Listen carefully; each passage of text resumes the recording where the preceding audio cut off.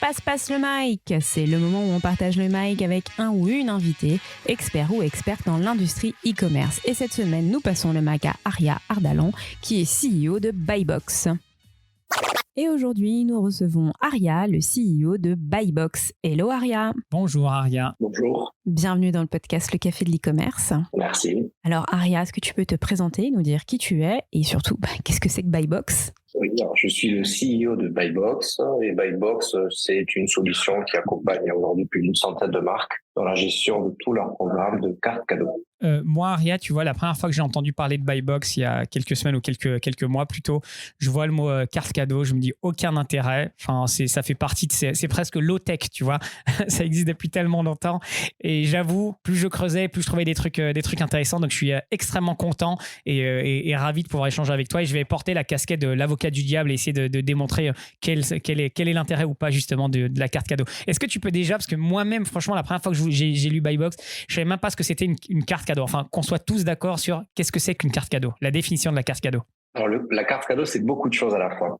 C'est vrai qu'on connaît tous le côté cadeau entre particuliers, mais paradoxalement, c'est la part la plus faible en termes de volume, le cadeau entre particuliers. Donc, aujourd'hui, la carte cadeau, c'est surtout un moyen qui sert à matérialiser un avantage. On peut prendre plusieurs exemples, des comités d'entreprise qui offrent des dotations à des salariés. Ces salariés vont souvent transformer leur dotation en carte cadeau d'enseigne. Il y a d'autres exemples, des plateformes de feed qui offrent des points de fidélité. On va souvent également transformer ces points de fidélité en carte cadeau. Donc, c'est un moyen qui sert à rematérialiser un avantage. Merci Aria de remettre le clocher ou l'église au milieu du village. Le premier cliché que moi j'ai, c'est que la carte cadeau, c'est juste pour le B2C. Vrai ou faux ? C'est vrai, c'est un vrai cliché. C'est un vrai cliché. Tu nous as fait une feinte, t'as dit vrai, et je m'attendais à ce que ça soit vrai. Exactement. C'est un vrai cliché et effectivement, dans les chiffres, en pratique, c'est la part la plus faible, comme je le disais. Un tiers du volume aujourd'hui, si on regarde le marché en France, à peu près 8 milliards de titres cadeaux qui sont émis chaque année en valeur faciale. Un tiers cadeau, 2 tiers transformation de dotation CE, points de fidélité et cashback. Donc, c'est les entreprises qui voient ça comme un bon moyen, une bonne incentive pour leurs employés, c'est ça? Plus qu'on veut se faire des cadeaux ou on veut acheter ça pour un anniversaire ou un mariage ou quelque chose, c'est ça? Alors, chaque verticale a ses propres spécificités. Donc, si on prend le monde de l'entreprise, on sait aujourd'hui que les comités d'entreprise, c'est énormément subventionné. Et pour être subventionné, il y a certains critères. Et ces critères, effectivement, de transformation de subvention vont côté produits. Donc, on a des fois des offres orientées culture. Donc là, c'est des cartes cadeaux avec des thématiques bien précises. Donc, et si on prend d'autres use cases comme les programmes de fidélité, on va avoir effectivement la possibilité de transformer des points en cartes cadeaux, subventionné également puisque l'enseigne va abonder cette carte cadeau. Donc c'est vraiment très spécifique à chaque use case. Je me demande si c'est un truc de niche ou pas. On va dire sur les 50 plus gros e-commerçants français, combien ont un mécanisme de carte cadeau?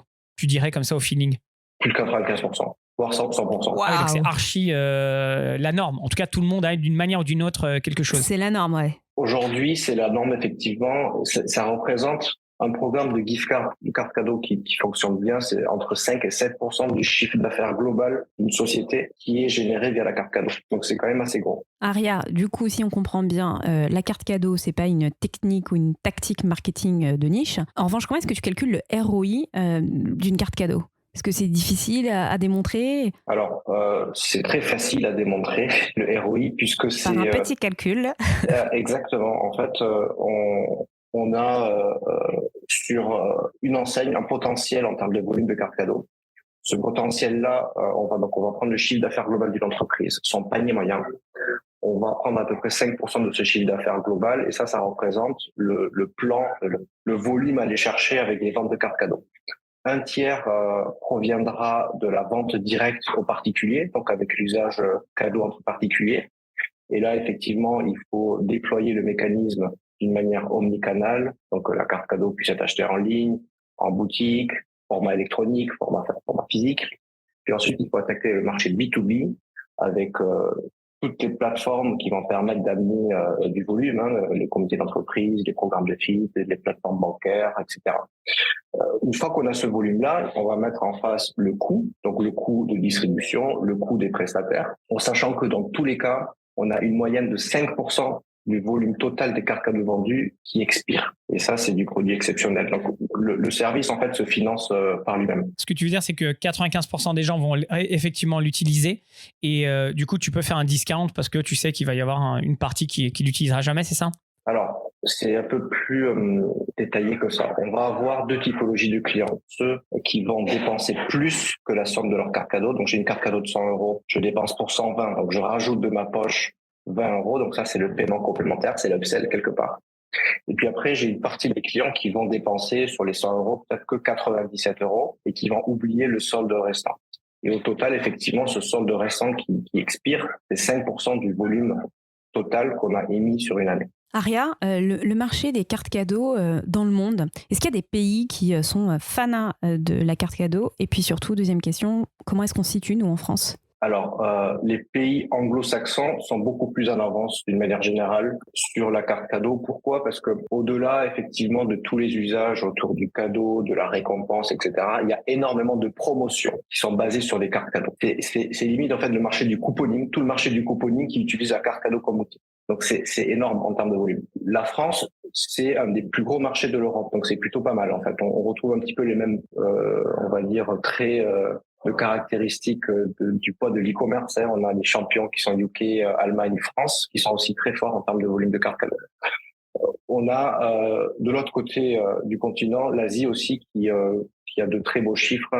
Le cadeau, d'une manière générale, est ancré au niveau culturel. Donc, je pense à la Chine notamment. Les entreprises offrent des cadeaux, etc. Donc, la carte cadeau également est un très bon outil. Tu vois, nous, notre audience, donc c'est le café de l'e-commerce. On parle beaucoup d'e-commerce, de retailers qui ont des magasins physiques. Pendant que tu parlais, je me disais, la carte cadeau, j'ai l'impression que c'est quand même le parfait exemple d'une stratégie omnicanale. Parce qu'en fait, si tu veux tu veux le mettre en place correctement, bon, déjà, il va falloir le reconnaître pour pouvoir l'utiliser sur ton site internet, que tu le vendes ou pas, mais également en magasin, si tu veux l'utiliser ou en tout cas l'acheter. On est d'accord ou je me trompe? C'est tout à fait le cas aujourd'hui. Il ne faut pas lancer de carte cadeau si on n'est pas capable d'offrir une expérience utilisateur totalement omnicanal.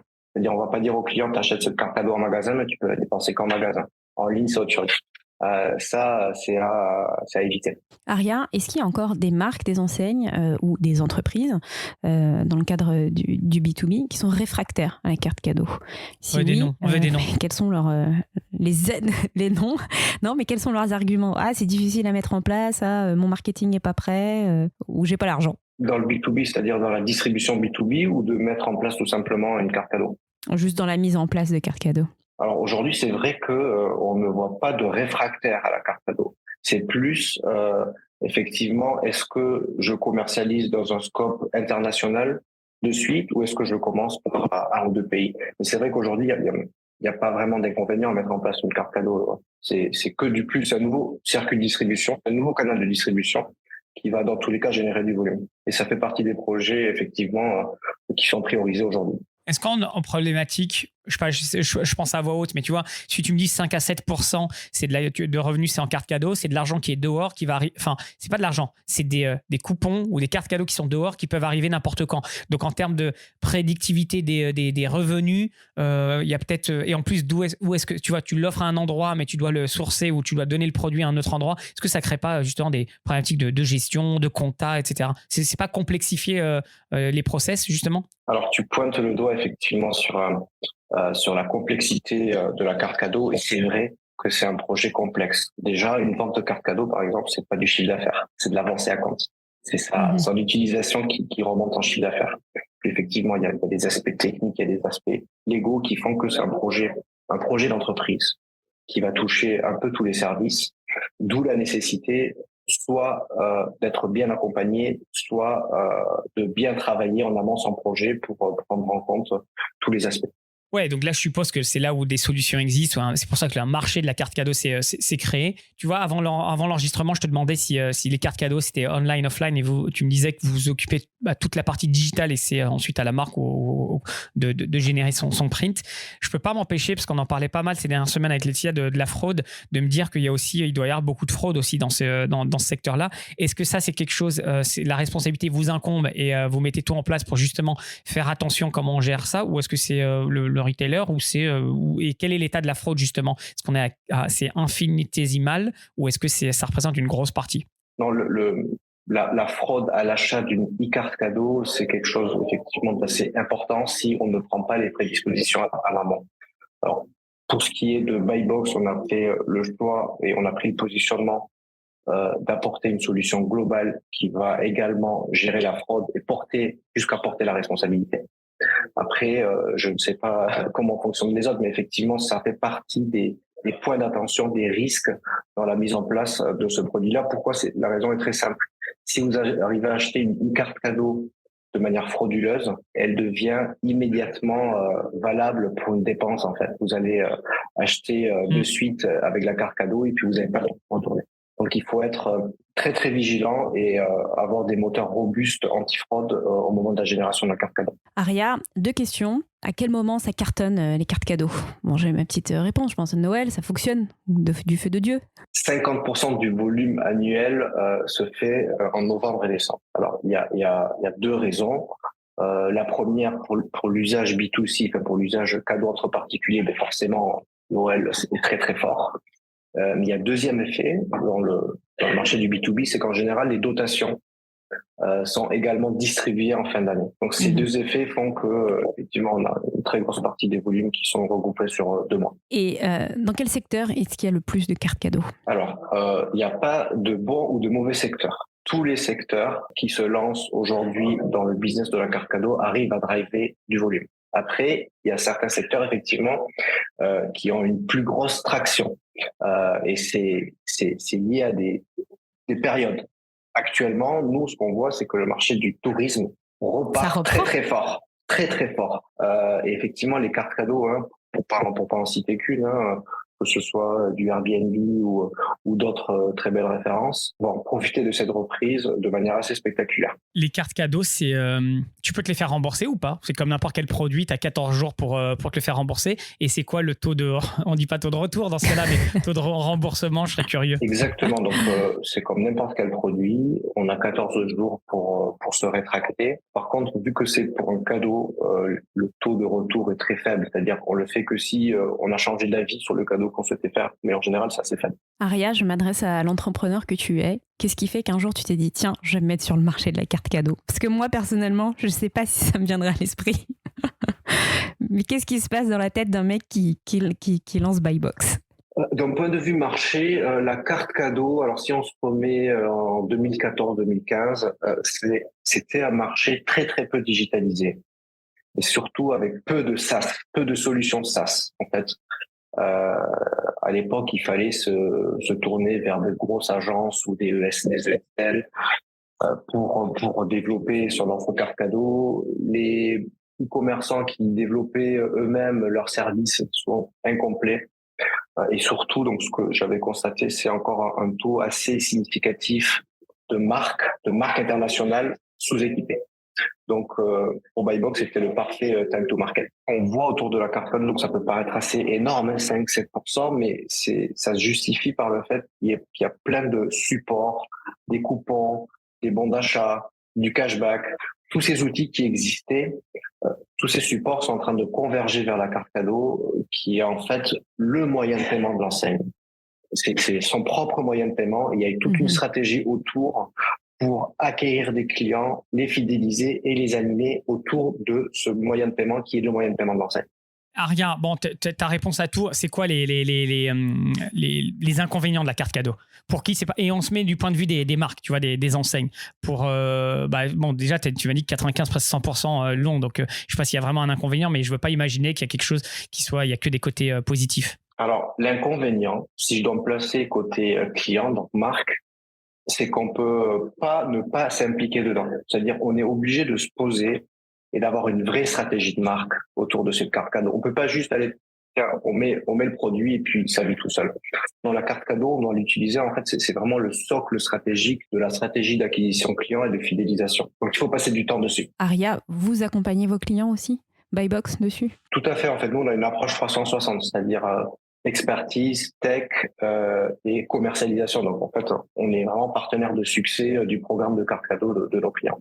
Aria, merci beaucoup. Si on a envie d'en savoir davantage sur le marché de la carte cadeau, je crois qu'il y a un livre blanc. Oui, je vous invite à télécharger le livre blanc qui vous résume tous les usages, les volumes, les tendances. Et Aria, comment est-ce qu'on fait pour te contacter si on a davantage de questions à te poser? Alors, vous pouvez aller sur le site de Buybox, www.buybox.net. Aria, merci 1000 fois pour nous avoir éduqués. Tu vois, c'est les concepts, on a l'impression qu'on sait, mais en fait, non, tu sais rien du tout. C'est un monde qui est complètement, que je soupçonnais pas. Le 5-7%, j'en suis bouche bée. Je te disais en off tout à l'heure que j'y crois pas à ce chiffre. Si c'était pas toi, j'y croirais pas à ce chiffre. Tu génères une enseigne, génère 5-7% de son chiffre via les cartes cadeaux. Merci 1000 fois et on suivra Buybox et on va suivre ce secteur aussi. Avec plaisir. Merci beaucoup, Aria, d'avoir débunké tous ces clichés sur la carte cadeau. Et bravo pour ne pas avoir utilisé le mot intelligence artificielle les 15 premières minutes. Tu vois, Ah oui, t'as réussi. c'est vrai. Félicitations. À très bientôt. Merci. Au revoir. À bientôt. À bientôt.